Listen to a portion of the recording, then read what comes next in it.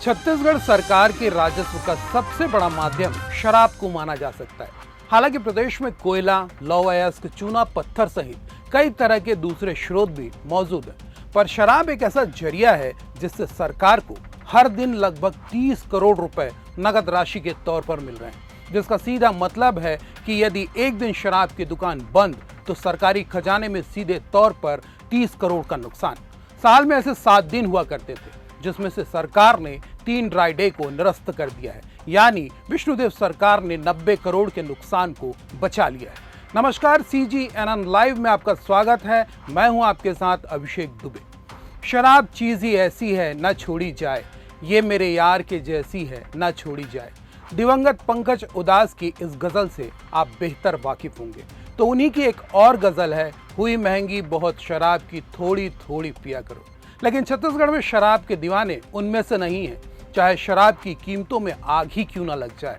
उनका कहना है, पिएंगे तो छक्के साहब, जिसे छत्तीसगढ़ की विष्णुदेव सरकार ने अच्छे से भांप लिया है। तो पूर्व मुख्यमंत्री भूपेश बघेल ने सरकार की इस हरकत पर तीखा तंज कसा है, जिसमें ऐसा कुछ कह दिया है जिससे सरकार बुरी तरह तिलमिला जाएगी। ऐसे में आप भी जरूर जानना चाहेंगे कि आखिरकार पूर्व CM बघेल ने ऐसा क्या ही कह दिया। प्रदेश भर के लोगों तक यह खबर पहुंच चुकी है कि इस बार होली में शराब के दीवानों का गला नहीं सूखेगा।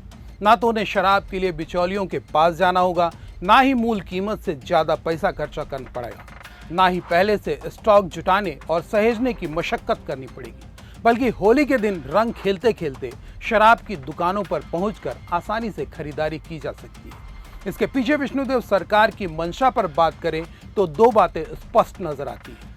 पहला यह कि जिन्हें शराब पीना ही है उन्हें रोका तो नहीं जा सकता, तो बिचौलियों का किस्सा ही खत्म कर दिया जाए। और दूसरा यह कि होली के मौके पर शराब की डिमांड बढ़ जाती है, तो दुकानों को बंद रखकर सरकार की आमदनी पर बट्टा क्यों लगाया जाए। पर यह सिक्के का एकमात्र पहलू है, जबकि दूसरे पहलू पर नजर डाली जाए तो स्थिति भयावह हो। विष्णुदेव सरकार ने ड्राई डे पर कैंची चलाने की शुरुआत महात्मा गांधी के निर्वाण दिवस से शुरू की है, जिसमें होली के अलावा मुहर्रम को भी शामिल करते हुए कुल 7 में से 3 ड्राई डे को समाप्त कर दिया है। क्योंकि गांधी के निर्वाण दिवस को लेकर अधिसूचना वायरल नहीं हो पाई थी, इसीलिए जब दुकानें खुली मिली तो लोगों को सहसा विश्वास नहीं हो पाया। अधिकांश लोग तारीख को लेकर कंफ्यूजन में आ गए। कुछ को 30 जनवरी 29 लगने लगा तो कुछ को 31 लगने लगा।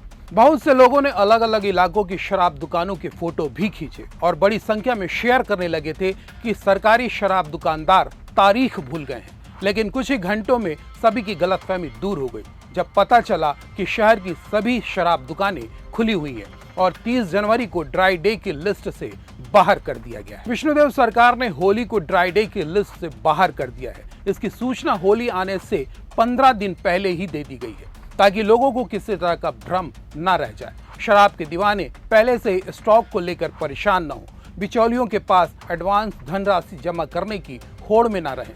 इससे सरकार की सोच और आमदनी दोनों पर बट्टा लग सकता था। लिहाजा सरकार ने पहले ही अधिसूचना जारी कर दी है, जिसे लेकर पूर्व मुख्यमंत्री भूपेश बघेल ने सरकार पर करारा तंज किया है। आइए सुनते हैं क्या कह रहे हैं पूर्व मुख्यमंत्री भूपेश बघेल। मतलब इनको कोई मतलब नहीं है 30 त्योहार से, महापुरुषों की पुण्यतिथि जयंती से भी कोई मतलब नहीं है। होली जैसे महत्वपूर्ण त्यौहार जिसमें सभी धर्म के लोग मानते हैं, अब उस दिन भी छुट्टी नहीं रहेगी, बंद नहीं रहेगा, इसका मतलब केवल इनको पैसे से मतलब है। पैसा ही सब कुछ है इनके लिए, और कोई नहीं है। सब कुछ पैसा है। एक बार का समझ आता है कि हो सकता है कि चूक हो गई, आदेश नहीं निकाला हो, लेकिन जब बार बार उस प्रकार से आदेश निकल रहे हैं तो इसका मतलब ये है कि जानबूझ के सरकार एकत्रित कर रही है। तो सरकार को कोई किसी भावना से कोई लेना देना नहीं है। इसमें 2 राय नहीं कि जिन्हें शराब पीना है वे कीमतों की परवाह किए बगैर अपनी व्यवस्था जमा ही लेते हैं। बहुतेरे लोगों के लिए होली रंग, गुलाल, अबीर से कहीं ज्यादा मदमस्त रहने का दिन होता है, तो उनके लिए सरकार का यह फैसला सोने पर सुहागा वाली बात हो गई है। और आम दिनों में जितनी कमाई सरकार को होती है, होली के खास मौके पर स्वाभाविक तौर पर बढ़ जाएगी। यानी सरकार ने मूल और सूद दोनों की व्यवस्था कर ली है। पर सवाल तो फिर भी उठता है कि जहां शराबबंदी की दिशा में प्रयास होना चाहिए, वहां प्रतिबंध की जगह खुली छूट क्यों? अपनी राय कमेंट बॉक्स पर जरूर दीजिएगा और अपनों के लिए सतर्क जरूर रहिएगा। साथ ही चैनल को सब्सक्राइब करना मत भूलिएगा। नमस्कार।